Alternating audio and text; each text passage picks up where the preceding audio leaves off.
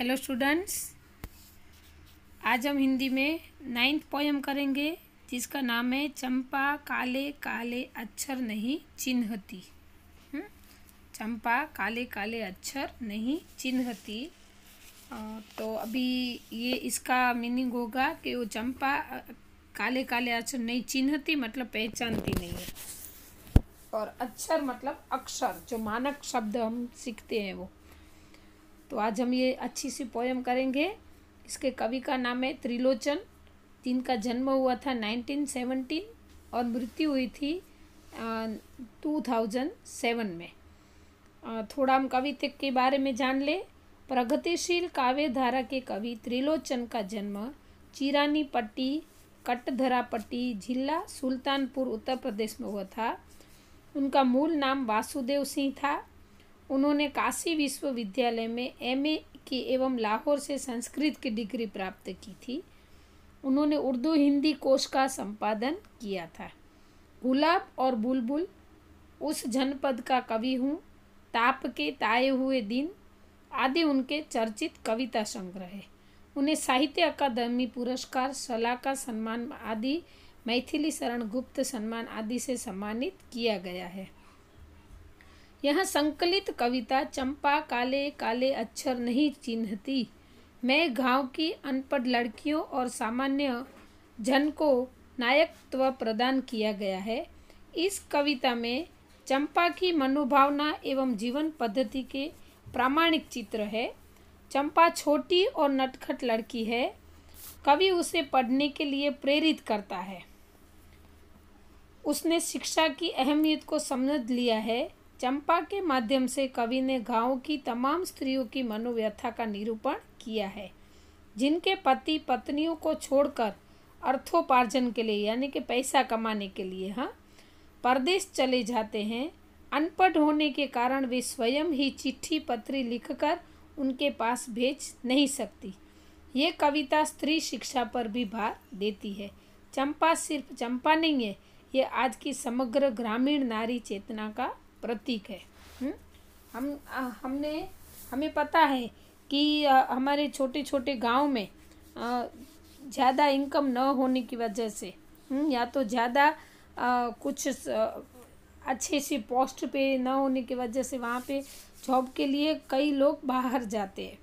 लेकिन गांव में स्त्रियां अनपढ़ होती है तो वो अपने पति को मिल भी नहीं सकती है और चिट्ठी भी नहीं लिख सकती क्योंकि वो अनपढ़ होती है।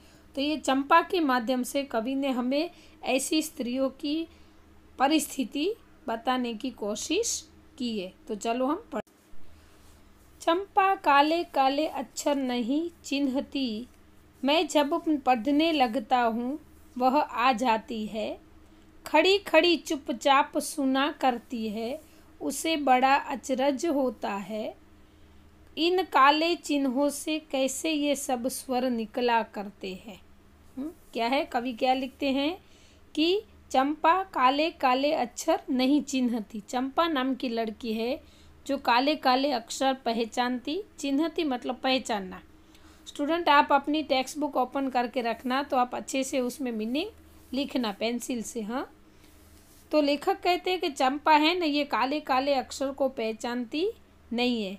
मैं जब पढ़ने लगता हूँ तो वो आ जाती है। फिर खड़ी खड़ी चुपचाप सब कुछ सुनती है। जब लेखक कुछ पढ़ते हैं ना तो चंपा आ जाती है और वो जो पढ़ाई करते हैं ना वो चुपचाप सुनती रहती है। उसे बड़ा अचरज होता है कि इन काले काले चिन्हों से कैसे ये स्वर निकला करते हैं। चंपा को आश्चर्य होता है कि ये तो काले काले स्वर है मतलब अक्षर है, उसमें से ये स्वर कैसे नहीं, चिन्ह है और ये स्वर जो हम बोलते हैं वो कैसे पॉसिबल है ऐसा। चंपा सुंदर की लड़की है, सुंदर ग्वाला है, गाय भैंसे रखता है। चंपा चौपायों को लेकर चरवाही करने जाती है। चंपा अच्छी है, चंचल है, नटखट भी है। चंपा सुंदर एक नाम है, उसके पिता का नाम था, चंपा के पिता का नाम सुंदर था। तो चंपा सुंदर की लड़की थी। सुंदर है, वो ग्वाला था, जो गाय भैंसे रखता था। उसके पिताजी ग्वाला थे और गाय भैंस रखते थे। फिर चंपा चौपायों को लेकर चरवाई करने निकलती। चौपाई मतलब 4 पैर वाले पशु यानी कि गाय और भैंस को लेकर जंगल में उसको चरवाई करने जाती थी, मतलब चराने के लिए जाती थी। चंपा अच्छी है, चंचल है और नटखट भी है। हाँ, चंपा के गुण भी कवि ने बताया कि वो अच्छी लड़की है, लेकिन फिर भी वो चंचल भी है और नटखट भी है। कभी कभी उद्यम करती है, कभी कभी वह कलम छिपा देती है। जैसे तैसे उसे ढूंढ कर जब लाता हूँ, पाता हूँ अब कागज गायब, परेशान फिर हो जाता हूँ। कवि क्या कहते हैं कि चंपा उद्यम करती है यानी कि मस्ती करती है। क्या करती है? तो कभी कभी वो लेखक की कलम यानी कि पेन छिपा देती है। फिर जब कवि जब उस पेन को ढूंढ लेते हैं तो फिर आकर देखते हैं तो वो कागज भी गायब होता है जिन पर वो लिखना चाहते हैं। फिर कवि इससे परेशान हो जाते हैं, हाँ, कि चंपा इतनी मस्ती करती थी क्योंकि वह नटखट और चंचल थी, इसलिए पेन छिपा देती थी, फिर कागज भी कहीं पे गायब कर देती थी। चंपा कहती है, तुम कागज की गोदा करते हो दिन भर, क्या यह काम बहुत अच्छा है? यह सुनकर मैं हंस देता हूँ। फिर चंपा चुप हो जाती है। उस दिन चंपा आई, मैंने कहा कि चंपा तुम भी पढ़ लो, हारे गाढ़े काम सरेगा। हाँ, चंपा फिर लेखक को कहती है कि तुम कागज ही गोदा करते हो। गोदना मतलब लिखना। हाँ, चंपा कवि को कहती कि तुम ये क्या पूरा दिन कागज पे कुछ लिखते ही रहते हो, क्या यह काम अच्छा है? मतलब ये लिखने का काम अच्छा है? चंपा कवि से पूछते हैं। यह सुनकर मैं हंस देता हूँ। चंपा के इस प्रश्न को सुनकर कवि हंसते हैं। फिर चंपा चुप हो जाती है। फिर एक दिन चंपा आई और कवि ने उनसे कहा कि चंपा तुम भी पढ़ लो, कभी कभी काम आएगा। हारे घाटे काम आएगा मतलब कभी कभी या तो मुश्किल के समय में काम आएगा। सरेगा यानी कि लगेगा।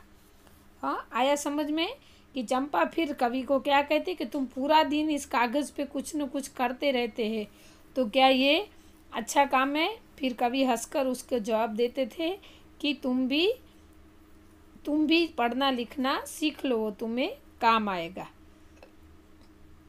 फिर आगे है, गांधी बाबा की इच्छा है सब जन पढ़ना लिखना सीखे।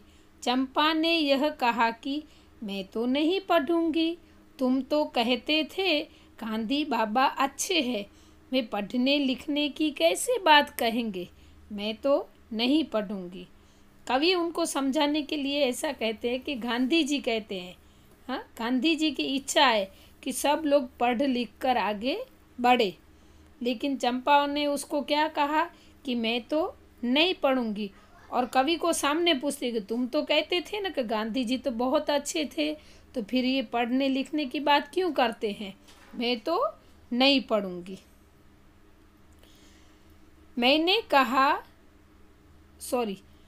यहाँ तक है कि चंपा को कवि समझाना चाहते हैं कि पढ़ना लिखना अच्छी बात है, और इस बात के लिए गांधी जी ने भी सबको एक संदेशा दिया है कि अगर आप पढ़ लिख कर आगे बढ़ोगे तो आप अपने आप अपना विकास करोगे। लेकिन चंपा उसकी बात मानने के लिए यानी कि कवि की बात मानने के लिए तैयार नहीं है और पढ़ने के लिए मना करती है। अब आगे है, मैंने कहा कि चंपा पढ़ लेना अच्छा है, ब्याह तुम्हारा होगा तुम गोने जाओगी, कुछ दिन बालम संग साथ रहे चल जाएगा, जब कलकत्ता बड़ी दूर है वह कलकत्ता, कैसे उसे संदेशा दोगी, कैसे उसके पत्र पढ़ोगी, चंपा पढ़ लेना अच्छा है।